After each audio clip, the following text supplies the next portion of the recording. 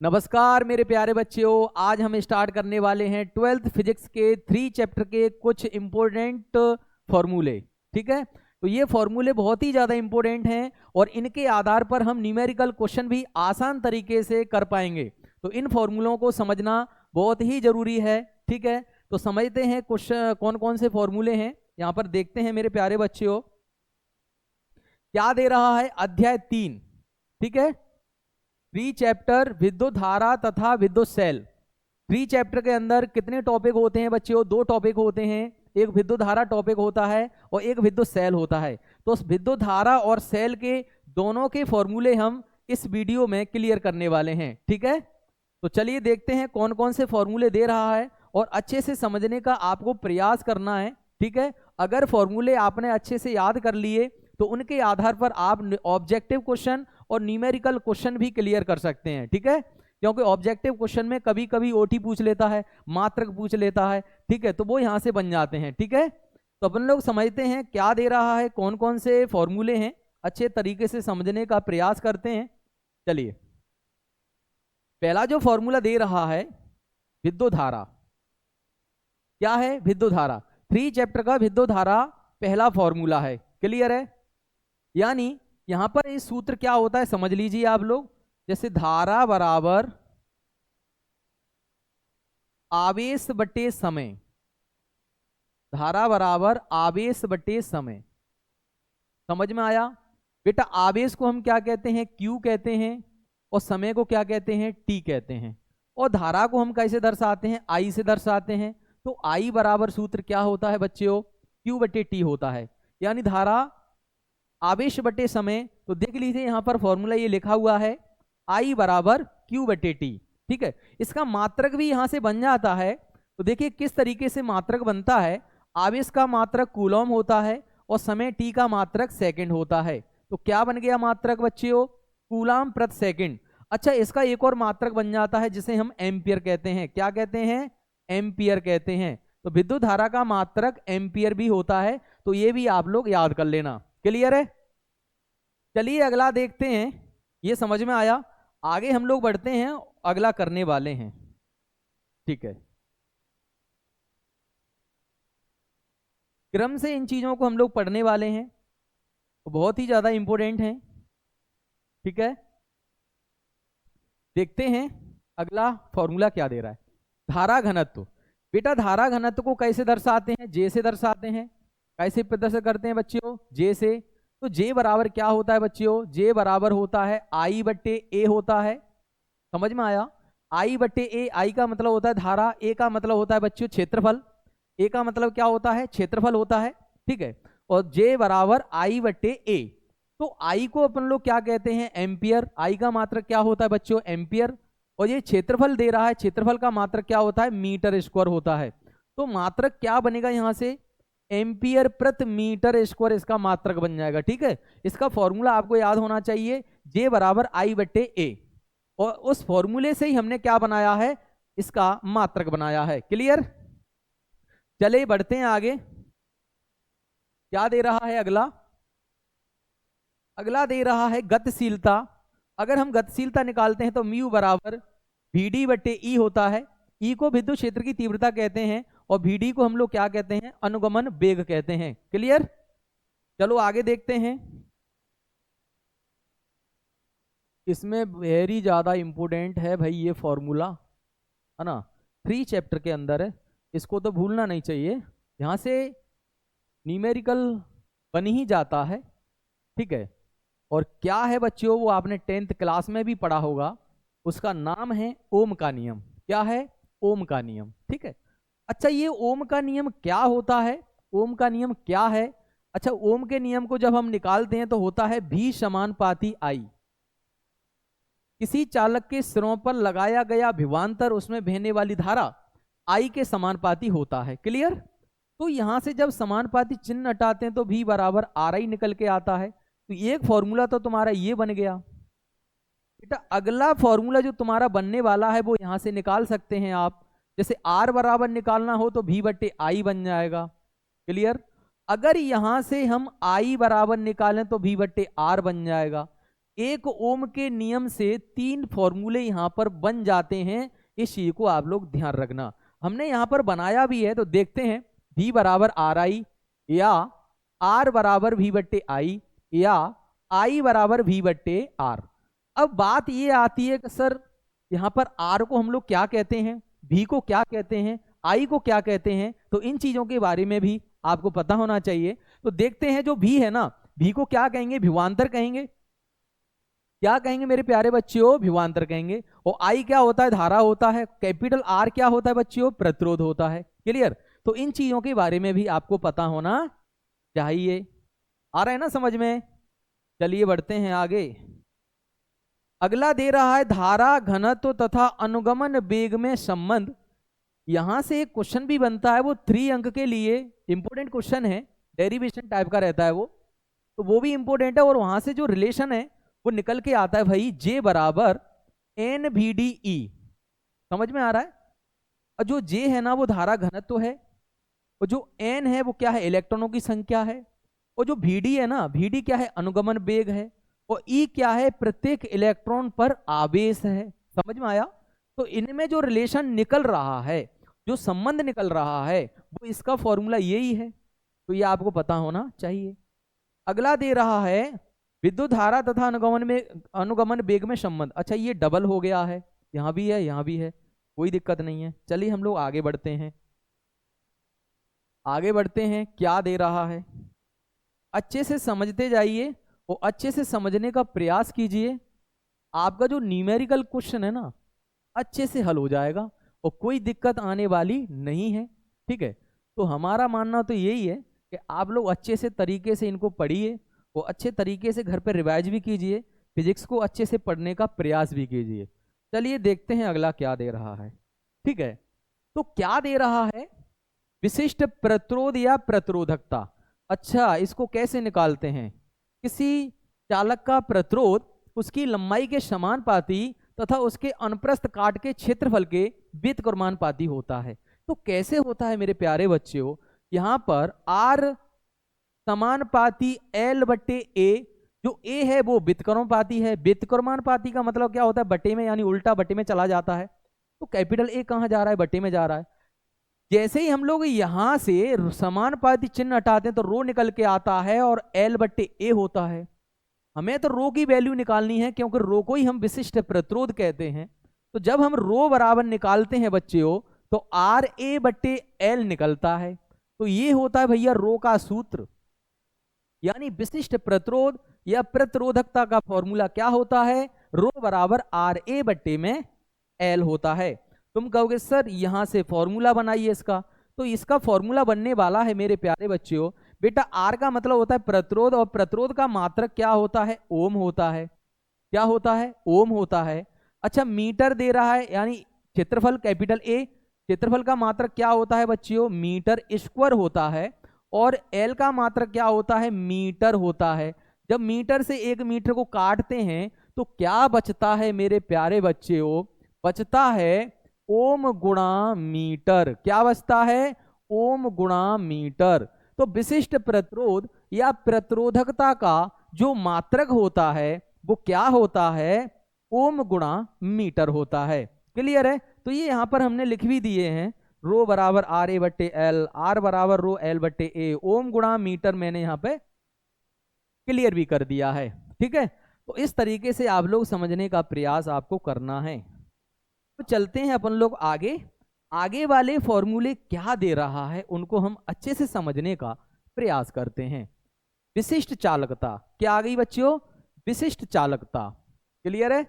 विशिष्ट चालकता ये दे रहा है, यानी विशिष्ट चालकता को हम सिग्मा से दर्शाते हैं। और सिग्मा को क्या कहते हैं मेरे प्यारे बच्चों, क्या कहते हैं, आधा न कहते हैं। बेटा ये भी सिग्मा होता है, लेकिन इस वाली सिग्मा को यूज नहीं करना है, ये योग को प्रदर्शित करता है। यहाँ पर हम सिग्मा, ये आधा न टाइप का होता है, आधा न जैसा बना रहता है, इसको यूज करते हैं। क्लियर। तो चलते हैं, सिग्मा बराबर होता है 1 अपॉन रो। बेटा रो नीचे लटका दिया है, अगर रो नीचे लटक रहा है, विशिष्ट प्रतिरोध नीचे आ गया 1 के बटे में, तो इनके जो मात्रक हैं वो भी बटे में ही आ जाएंगे, यानी ओम गुणा मीटर। जब इनको हम ऊपर ले जाएंगे तो ये क्या होता है, जब ऊपर चले जाते हैं तो इनवर्स में चेंज हो जाएंगी, यानी घातें माइनस में हो जाती हैं। ठीक है, जब बटे के अंदर घात माइनस में दे रहा है तब उसको ऊपर ले जाएंगे तो प्लस में हो जाएंगी, अगर प्लस में दे रहा है उसको ऊपर ले जाएंगे तो माइनस में हो जाएंगी। बेटा यहां पर कुछ घात नहीं है लेकिन घात एक दिखाई दे रही है, मतलब कुछ घात नहीं है तो क्या घात मानते हैं अपन लोग, एक मानते हैं, तो दोनों पे एक एक घात है, इनको ऊपर ले जाएंगे तो बेटा ये कन्वर्ट हो जाएगा ओम इनवर्स गुणा मीटर इनवर्स। समझ में आया, क्लियर है। तो इस तरीके से विशिष्ट चालकता का जो मात्रक होगा वो ओम इनवर्स गुणा मीटर इनवर्स होगा। क्लियर, चलिए देखते हैं आगे, आगे कौन कौन से फॉर्मूले इसके अंदर दे रहा है, हम उनको अच्छे तरीके से समझने का प्रयास करते हैं। बेटा लगातार देखते रहना है, वीडियो को पूरा देखना है, तब ही ज्यादा इंटरेस्ट आएगा। ठीक है, तो देखते हैं और आगे और बढ़ते हैं। अगला दे रहा है विद्युत चालकता।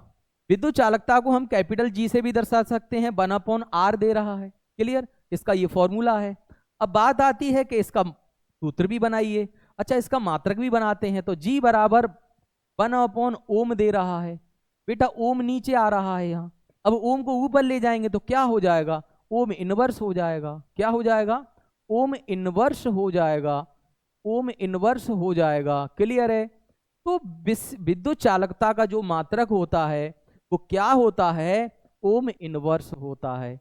तो इस तरीके से आप लोग समझ के याद कर सकते हैं। ऑब्जेक्टिव क्वेश्चन इनके मात्रक भी याद हो रहे हैं।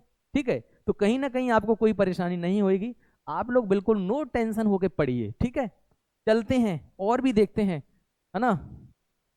जल्दी जल्दी प्रयास करना पड़ रहा है कि जल्दी जल्दी समझाने का प्रयास करें, क्योंकि वीडियो ज़्यादा बड़ी हो जाएगी ना तो दिक्कतें आएंगी, है ना। चलिए बढ़ते हैं आगे। विशिष्ट चालकता एवं धारा घनत्व में संबंध, जब इसको हम सिद्ध करके निकालते हैं तो सिग्मा गुणा ई निकलता है। सिग्मा को हम लोग क्या कहते हैं, विद्युत विशिष्ट चालकता कहते हैं। ई को क्या कहते हैं, विद्युत क्षेत्र की तीव्रता कहते हैं। ये तुम्हारा घनत्व होता है। ठीक है, तो इस तरीके से आप लोग इसका फॉर्मूला भी देख लेना। क्लियर है, हम लोग आगे बढ़ते हैं वो आगे क्या दे रहा है। चलिए बढ़ते हैं और देखते हैं आगे। चलो भाई, हाँ अब हम पहुंच गए भाई प्रतिरोधों पर। ये प्रतिरोध हमने 10th क्लास में भी पढ़ लिए थे, है ना। प्रतिरोध क्या है, प्रतिरोधों का श्रेणी क्रम, प्रतिरोधों का समांतर क्रम, और इनके आधार पर न्यूमेरिकल क्वेश्चन भी वो पूछ लेता है। तो इनके फॉर्मूले यहाँ भी बनते हैं, और क्या बनते हैं फॉर्मूले उनको देखते हैं। आज देखते हैं बच्चों क्या फॉर्मूले हैं। जब बात करें कि प्रतिरोधों का श्रेणी क्रम, तो प्रतिरोधों का श्रेणी क्रम क्या होता है बच्चों, R बराबर R1 plus R2 plus R3, ये हो गया श्रेणी क्रम।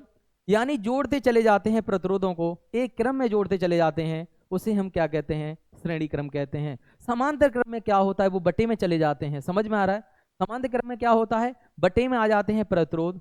समझ में आया, समांतर क्रम में प्रतिरोध बटे में आ जाते हैं, इसका मतलब जो प्रतिरोध है उसका मान कम हो जाता है, और श्रेणी क्रम में जुड़ते हैं तो प्रतिरोध का मान बढ़ जाता है, क्योंकि जुड़ते चले जाते हैं। ठीक है, तो चलिए बढ़ते हैं और देखते हैं।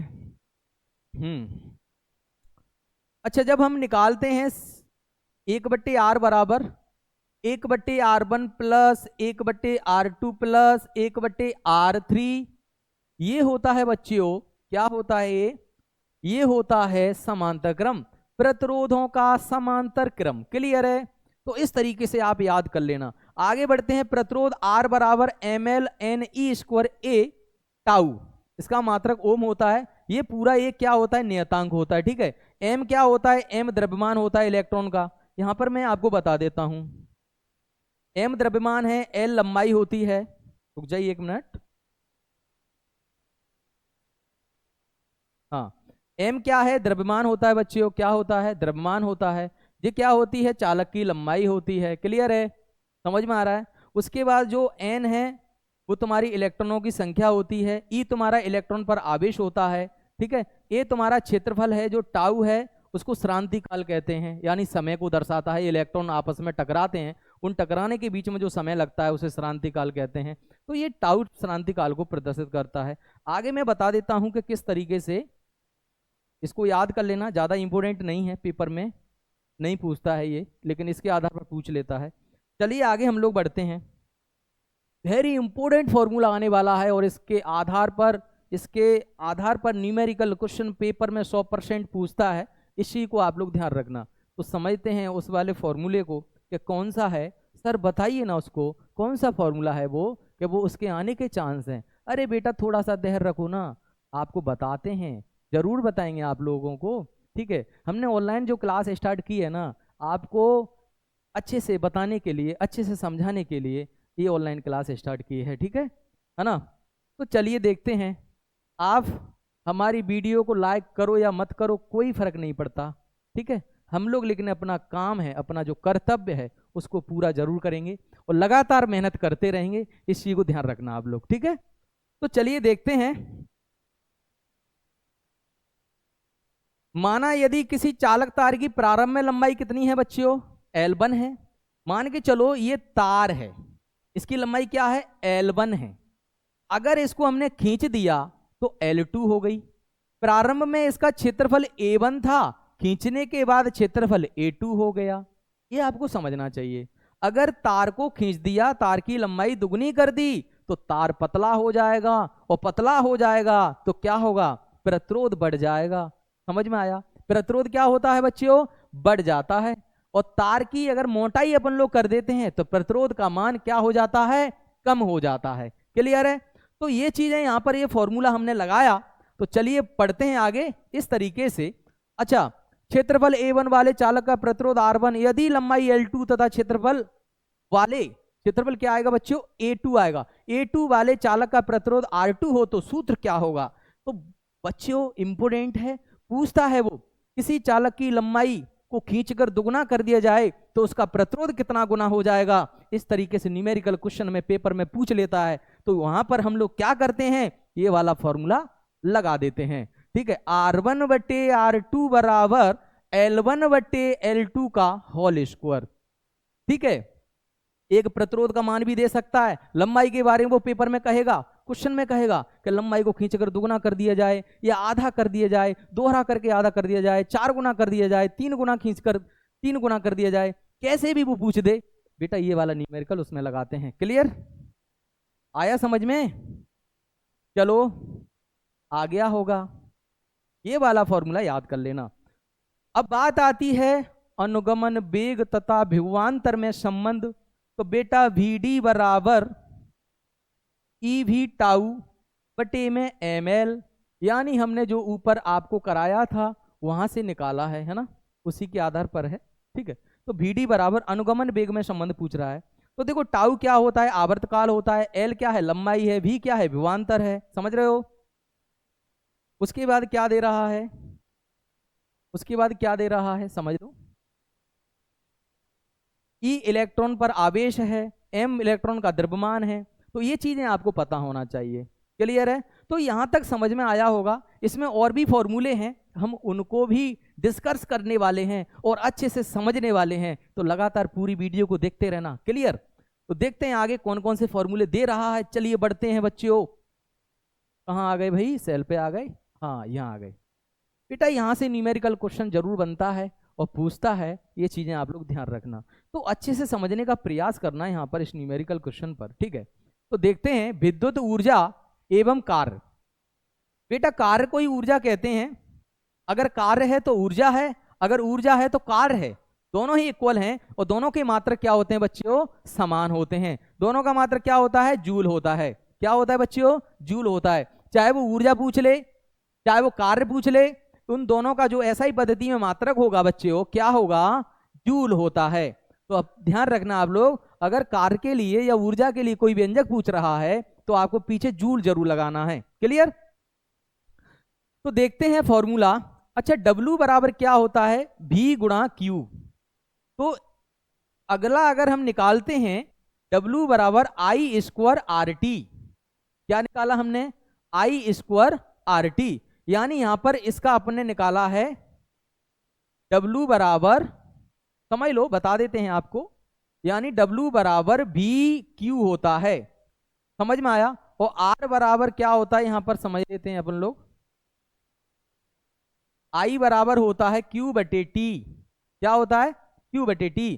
अगर यहां से Q का मान निकालते हैं तो IT, अभी इस IT मान को अगर यहाँ पर रखते हैं तो तुम्हारा W बराबर निकलेगा VIT। देखो ये वाला फॉर्मूला बन गया, क्लियर है। इस तरीके से बन जाते हैं, ठीक है। अगर इन मानों को आप लोग यहाँ पर यूज करेंगे तो यहाँ भी बन जाएगा।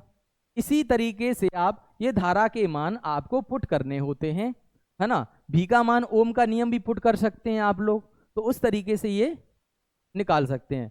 समझ में आया? इस तरीके से ये जो फॉर्मूले हैं वो बन जाते हैं, ठीक है।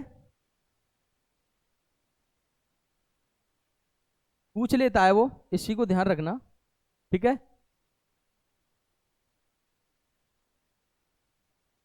हाँ, उसके बाद भी स्क्वायर आर टी, डब्ल्यू बराबर आई स्क्वायर आर टी। अच्छा, ये भी निकल आता है यहां से, इसको भी आप लोग बना सकते हैं, इसी को ध्यान रखना। जैसे मान के चलो डब्ल्यू बराबर हो रहा है वी आई टी, है ना, वी आई टी। तो अगर मान के चलो वी बराबर क्या होगा,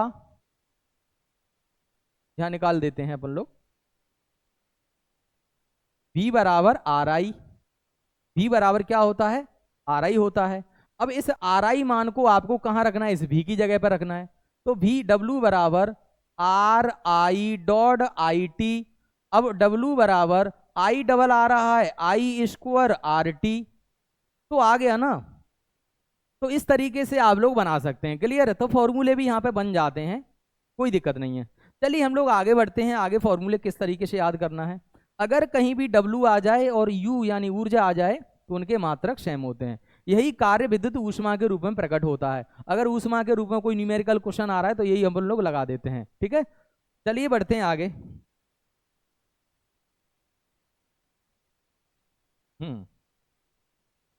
क्या दे रहा है, शक्ति या सामर्थ्य। सामर्थ्य शब्द अगर कहीं आ जाए तो सामर्थ्य को ही शक्ति कहते हैं। पावर, पावर ऑफ फिजिक्स, समझ भैया, समझ में आ रहा है ना। पावर ऑफ फिजिक्स यानी पावर को ही शक्ति कहा जाता है, सामर्थ्य को भी शक्ति कहते हैं। इसको पी से दर्शाते हैं, यानी कार्य करने की दर को क्या कहते हैं, शक्ति कहते हैं। समझ में आया, कार्य करने की दर को क्या कहते हैं, शक्ति कहते हैं। तो फिर यहाँ पर आपको समझना है P बराबर क्या होगा, W/T होगा। तो एक तो ये वाला फॉर्मूला है P बराबर W/T। अच्छा, एक फॉर्मूला और यहाँ पे बन जाता है P बराबर VI, विभवांतर गुणा धारा, समझ रहे हो। उसके बाद यहाँ पे ये भी बन जाता है P बराबर I स्क्वायर, कितना बन जाएगा, I स्क्वायर R। अगला एक और बन जाएगा P बराबर V स्क्वायर R।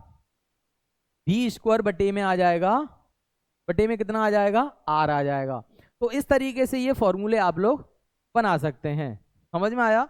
तो इस तरीके से यार ये बन जाएंगे, क्लियर है। यहाँ पे ओम का नियम आपको पुट करना होता है। देखो एक हम बना के बता देते हैं आपको, जैसे P बराबर VI होता है ना। तो अगर हम लोग मान रखते हैं यहाँ पर जैसे V बराबर RI होता है, क्या होता है, RI होता है। जब RI को हम लोग यहाँ पर पुट करते हैं तो P बराबर कितना आएगा, RI डॉट में I डबल आ रहा है तो I स्क्वायर हो जाएगा, तो I स्क्वायर R। इस तरीके से ये जो फॉर्मूला है वो बन जाता है। इस तरीके से आप लोग बना सकते हैं सभी फॉर्मूले को, ठीक है। इसका मात्रक क्या होता है कि सर विद्युत शक्ति वो आएगा तो इसका मात्रक क्या लिखना होता है, तो इसी में आप लोग ध्यान रख लो। जैसे P बराबर होता है W/T होता है। W को कार्य कहते हैं, कार्य का मात्रक क्या होता है, जूल होता है, और T का मात्रक क्या होता है, सेकंड होता है। तो क्या होगा, जूल प्रति सेकंड होगा। एक और मात्रक आपको ध्यान रखना है जिसे वाट कहते हैं। क्या कहते हैं बच्चियों, वाट कहते हैं, जो W के रूप में आता है। अगर कहीं भी लिखा हुआ आ जाए जैसे B200W तो समझ लो ये वाट है, यानी क्या है, ये शक्ति है। शक्ति क्या है बच्चों, शक्ति है। समझ में आया। अगर W लिखा हुआ आ रहा है, जैसे मान के चलो आ रहा है 10 W यानी 10 वाट शक्ति है, क्या है, 10 वाट शक्ति है। समझ में आ रहा है कि नहीं आ रहा। अगर आ गया 10 V तो समझ लो विभवांतर दे रहा है, क्लियर है। अगर आ गया जैसे 5A का मतलब क्या होगा, एम्पियर, 5 एम्पियर धारा दे रहा है। तो ये चीजें आपको समझना पड़ेगा, न्यूमेरिकल क्वेश्चन में ये चीजें लिख के दे देता है, ठीक है। तो समझ में आ रहा है ना। चलिए बढ़ते हैं, है ना। अरे बच्चों समझ में आ ही रहा होगा, ऐसा नहीं हो सकता कि समझ में नहीं आए, है ना। प्रयास ही कर रहे हैं तो अच्छे समझ में आना ही चाहिए। हम लोग मेहनत कर रहे हैं तो आपको समझना भी चाहिए, क्लियर। देखते हैं अगला बढ़ते हैं। इस ब्रैकेट के अंदर कौन कौन से महत्वपूर्ण जो मान है वो दिए हैं, उन चीजों पर हम चर्चा करने वाले हैं। तो देखते हैं बच्चियों। हाँ, क्या दे रहा है?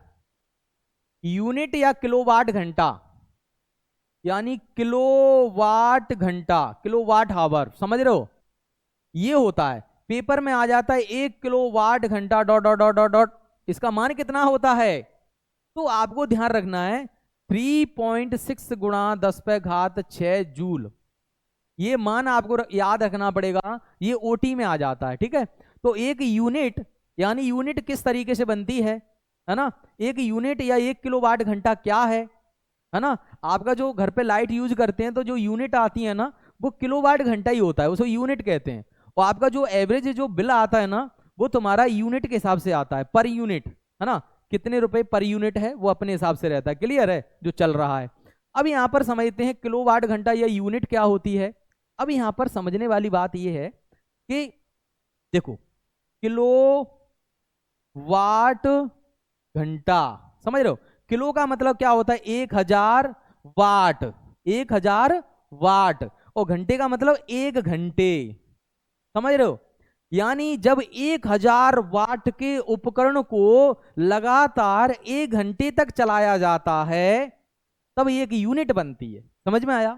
यानी 1000 वाट के उपकरण को, जैसे हम टीवी, कूलर, पंखे और भी उपकरण चला रहे हैं, टोटल मिला के 1000 वाट उपकरण हो गया, 1000 वाट का हो गया। जब उसको 1 घंटे तक लगातार हम चला देंगे, 1 घंटे तक लगातार यूज कर देंगे, तो बेटा एक यूनिट बनेगी, 1 किलोवाट घंटा उसको हम कहेंगे। ठीक है, जब 1000 वाले वाट के उपकरण को 1 घंटे तक चलाने में जितनी ऊर्जा खर्च होती है, जितनी ऊर्जा व्यय होती है, उसे 1 किलोवाट घंटा या 1 यूनिट कहते हैं। बेटा इसका मान कितना होता है? 3.6 गुणा 10⁻6 जूल होता है। तुम कहोगे सर ये कैसे होता है, ये निकाल के बताओ ना। अच्छा ठीक है, चलिए देखते हैं, बताते हैं अभी, है ना, कि इतना मान कैसे निकला। बेटा आपको समझना है कि किलो में कितना होता है? 1000 होता है, किलो में होता है 1000 वाट मल्टीप्लाई 1 घंटा। अब 1000 तो हमने लिख दिया, 1 घंटे में कितनी मिनट होती हैं? 60, और फिर कितनी मिनट सेकंड होती हैं? 60। तो हमने 1000 तो ये लिख दिया, जब 6 × 6 करेंगे 36 आएगा, और 2 जीरो और रख दो यहाँ। क्लियर है यहाँ तक? अब आपको करना क्या है कि 3 जीरो जिरई और 2 जीरो जिरई, बेटा इनको कंबाइन कर दो, तो क्या बन जाएगा? यानी 36 है, पहले लिख दो 36 गुणा 2 जीरो 3 जीरो, तो ये है गई 5 जीरो, क्या है गई? 5 जीरो। बेटा इन 5 जीरो को ऐसे ना लिखते हुए घात के रूप में लिख दो, है ना? मान के चलो 50 जीरो आ जाए किसी संख्या पे, तो कहां तक लिखोगे यार? रजिस्टर छोटा पड़ जाएगा तुम्हारा, है ना? तो ऐसा कर दो ना, 10 पे 50 जीरो आ रही है, 50 दे दो, सही है का? तो क्लियर है ना इस तरीके से? तो चलिए भैया, हमने क्या करो कि 3 जीरो और 2 जीरो हमने ऐड कर दी, तो कदे कहीं 5 जीरो, तो 5 जीरो पे दे दी। अब हम लोग क्या कर रहे हैं, जहां में 1 पॉइंट बढ़ा रहे हैं, यानी 3 पॉइंट कर रहे हैं जाए, तो जो 1 जीरो और बढ़ जाएगी, तो आएगा का मान, बेटा आ गया ना समझ में? तो इस तरीके से ये जो मान होता है, और ओटी में पूछ लेते हैं 1 किलो WH बराबर मान कितना होगा, तो 3.6 गुणा 10⁻6 जूल ये मान होता है। इस चीज को आप लोग ध्यान रखना। क्लियर? तो चलिए बढ़ते हैं और आगे देखते हैं कौन कौन से दे रहा है। किलोवाट यानी 10⁻3 आएगा, मेगावाट 10⁻6 आएगा, ये फिक्स है। एक अश्व शक्ति में 746 वाट होते हैं, जो ओटी में पूछ लेता है, ये चीजें आप लोग ध्यान रखना। ठीक है, क्लियर? चलो आगे बढ़ते हैं और देखते हैं क्लियर है। चलो भैया, चलो भैया, ओके, इसको थोड़ा सा मिटा देते हैं हम लोग, तो दिक्कत नहीं आएगी, है ना? समझ में तो ये आ ही रहा होगा, आपकी समझ में कोई दिक्कत ही नहीं है। बेटा नहीं समझ में आ रहा हो तो कमेंट भी कर सकते हैं, पर कमेंट क्या करोगे ना, वीडियो रिकॉर्ड करके डल रही है, अगर लाइव क्लास होती तो कमेंट में भी देखते, है ना? पर कोई दिक्कत नहीं है, देखते हैं आगे। अब बात आती है सेल का विद्युत वाहक बल। अब हम आ गए भैया सेल में। कहाँ आ गए? सेल में। विद्युत धारा जो टॉपिक था उसके फॉर्मूले खत्म हो चुके हैं, अब हम आ गए सेल के अंदर। कहाँ आ गए? सेल के अंदर। ठीक है, तो E बराबर W/Q, जैसे बच्चों V बराबर W/Q होता है ना, तो इस V की जगह पर क्या है, E है, W/ में Q है। E को विद्युत वाहक बल कहते हैं EMF, और V को विभवांतर कहते हैं। तो बात तो एक ही है ना, मात्रक पूरा वही रहेगा, सूत्र पूरा वही रहेगा, सारी चीजें वही रहने वाली हैं। जहां W क्या है, कार्य है, Q क्या है, आवेश है, मात्रक जूल प्रति कूलम या फिर वोल्ट है। क्लियर, ये चीजें समझ में आई। चलो अगला क्या दे रहा है, सेल का आंतरिक प्रतिरोध। बेटा इस फॉर्मूले को तो याद कर ही लेना, न्यूमेरिकल क्वेश्चन 100% बनता है यहां से। सेल के आंतरिक प्रतिरोध से न्यूमेरिकल क्वेश्चन 100% बनता है, इसी को आप लोग ध्यान रखना। तो देखते हैं क्या है, स्मॉल आर बराबर, बेटा आंतरिक प्रतिरोध को स्मॉल आर कहते हैं क्योंकि जिस सेल के अंदर को प्रतिरोध है, अगर बाहर का प्रतिरोध होता तो उसे कैपिटल आर कहते, लेकिन ये क्या है, अंदर का प्रतिरोध है, इसलिए कैपिटल स्मॉल आर बोल रहे हैं इसको। तो स्मॉल आर बराबर कैपिटल आर और E/V माइनस में 1। E को विद्युत वाहक बल कहेंगे, V को विभवांतर कहेंगे, R को प्रतिरोध कहेंगे, स्मॉल r को सेल का आंतरिक प्रतिरोध कहेंगे। क्लियर है, चलिए बढ़ते हैं आगे। बहुत बढ़िया है ना, लगातार देखते रहना मेरे प्यारे बच्चों। हाँ आ गए भाई, R को सेल का आंतरिक प्रतिरोध जो हमने अभी बताया, R बाह्य प्रतिरोध, E विद्युत वाहक बल, V क्या है, विभवांतर है। ठीक है, अब हम लोग बढ़ते हैं और आगे। अब हम लोग बढ़ते हैं आगे, सेलों का श्रेणी क्रम। बेटा सेलों का अगर हम श्रेणी क्रम निकालेंगे तो I बराबर NE/, में आ जाएगा R प्लस NR। तो ये फॉर्मूला आपको याद रखना है, जब श्रेणी क्रम में निकालते हैं तो ये वाला यूज करते हैं। समांतर क्रम में निकालेंगे तो I बराबर NE/R प्लस NR हो जाएगा, स्मॉल nr हो जाएगा। क्लियर, अगर हम मिश्रित क्रम की बात करेंगे तो कुल धारा I बराबर MNE और बटे में आ जाएगा M capital R plus N small r। ये किसके बराबर होगा, I के बराबर होगा। तो ये आप लोग याद कर लेना, ठीक है। ये वहां पर जो डेरिवेशन क्वेश्चन जब हम लोग करते हैं ना, तो वहां पर व्यंजक के रूप में ये निकलते हैं, तो इस चीजें को ध्यान रखना।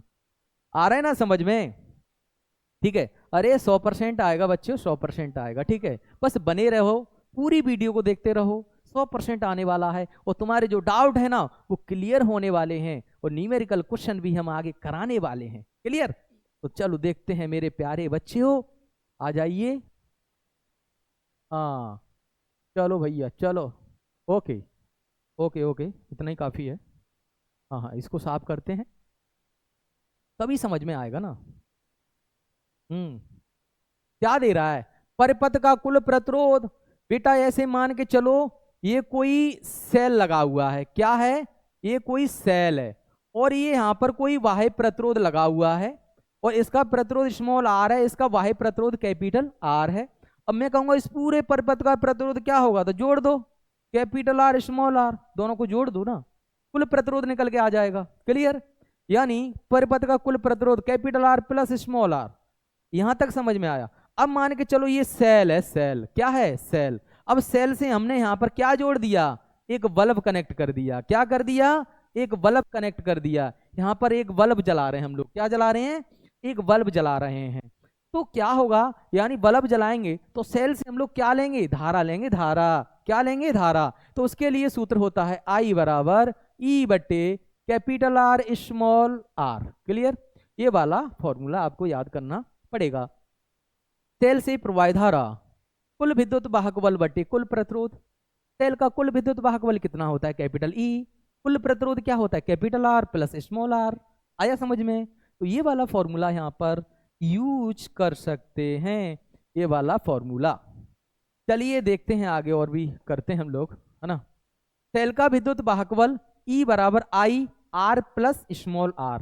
देखो इस फॉर्मूले को हमने यहीं से बनाया है, कहां से बनाया है, इसमें से बनाया है, क्योंकि विद्युत वाहक बल कैपिटल E का मान वो पूछ रहा है। तो हमने क्या किया है, इसके बटे में एक मान लो, कैंची गुणा करेंगे तो बेटा E बराबर निकलेगा, क्या निकलेगा, I निकलेगा और R प्लस स्मॉल r निकलेगा। इस तरीके से आ जाएगा। क्लियर है, यहां तक समझ में आया, ठीक है। अब हम लोग और आगे बढ़ते हैं और देखते हैं सवालों को, देखते हैं देखते हैं फॉर्मूले को, किस तरीके से फॉर्मूले दे रहा है, कौन कौन से फॉर्मूले दे रहा है। बेटा अच्छे से समझ में आ जाएगा, है ना। देखते हैं उन फॉर्मूले को, बढ़ते हैं आगे। चलो भैया। हाँ ओके। सेल से धारा लेते समय विभवांतर, यानी V बराबर E minus I small R. जब सेल से धारा ले रहे हैं तो फिर उसका विभवांतर क्या होगा, E माइनस आई आर। जब सेल को हम चार्ज दे रहे हैं, यानी सेल को हम आवेशित कर रहे हैं, तब विभवांतर क्या होगा, V बराबर E plus I small R. Clear है, आई स्मॉल आर क्या होगा, आई स्मॉल आर होगा। समझ में आ रहा है, तो इस तरीके से आप लोग याद कर लेना। चलो देखते हैं अगला क्या दे रहा है, अगला फॉर्मूला। चलो, अरे ये आ गया भैया, किरचॉफ का नियम आ गया। किरचॉफ का नियम पेपर में ओटी 100% पूछता है, पेपर में ओटी 100% पूछ लेता है, तो किरचॉफ का नियम बहुत ही जरूरी है समझना। देखिए किरचॉफ का नियम, बेटा किरचॉफ ने कितने नियम दिए थे, 2 नियम दिए थे, प्रथम नियम और द्वितीय नियम। प्रथम जो नियम है वो किस सिद्धांत पर कार्य करता है, आवेश संरक्षण के सिद्धांत पर कार्य करता है, और जो द्वितीय नियम है वो ऊर्जा संरक्षण के सिद्धांत पर कार्य करता है। तो दो ऑब्जेक्टिव क्वेश्चन तुम्हारे यहां पर क्लियर हो गए। क्लियर है। अच्छा, फॉर्मूला क्या होता है, जो सिग्मा आई बराबर 0 है ना, किसी संधि पर मतलब प्रत्येक संधि पर मिलने वाली समस्त धाराओं का बीजगणितीय योग 0 होता है, तो सिग्मा आई बराबर 0। यहां पर क्या होता है कि धारा भी बहती है, प्रतिरोध भी होता है, तो धारा और प्रतिरोध का क्या करते हैं बच्चों, गुणनफल करते हैं। क्या करते हैं, धारा और प्रतिरोधों का गुणनफल, और उस परपथ के साथ लगाए गए विद्युत वाहक बलों का बीजगणितीय योग क्या होता है, 0 होता है। तो sigma I R plus sigma ई बराबर 0। क्लियर। बेटा 2 ऑब्जेक्टिव क्वेश्चन तो यहां से बनते हैं, इस चीज को आप लोग ध्यान रखना। आया समझ में। चलिए आगे देखते हैं, आगे बढ़ते हैं थोड़ा सा, बस एंड चल रहा है ना। पूरा ये टॉपिक सेल और विद्युत धारा एक ही वीडियो में क्लियर होने वाला है, क्लियर होने वाला है, एक ही वीडियो में क्लियर होने वाला है। ठीक है, देखते हैं व्हीटस्टोन सेतु। अच्छा, व्हीटस्टोन सेतु का सिद्धांत सिद्ध करने के लिए भी पूछता है, और इंपॉर्टेंट क्वेश्चन है, P बटे क्यू बराबर R बटे S। तो ये वाला फॉर्मूला आप याद कर लेना। ठीक है, जहां पी क्यू आर जो क्या होते हैं, प्रतिरोध होते हैं। ठीक है, प्रतिरोध कहते हैं इनको, 4 क्या है, प्रतिरोध है। अगला दे रहा है सेलों का विद्युत वाहक बलों की तुलना, तो E1 बटे E2 बराबर L1 बटे L2 है ना। जो E1 बटे E2 बराबर L1 बटे L2, L1 व L2 क्रमशः E1 व E2 सेलों के लिए संतुलित लंबाई है। ठीक है, ये विद्युत वाहक बल होते हैं। क्लियर है। चलिए आगे हम लोग देखते हैं, है ना।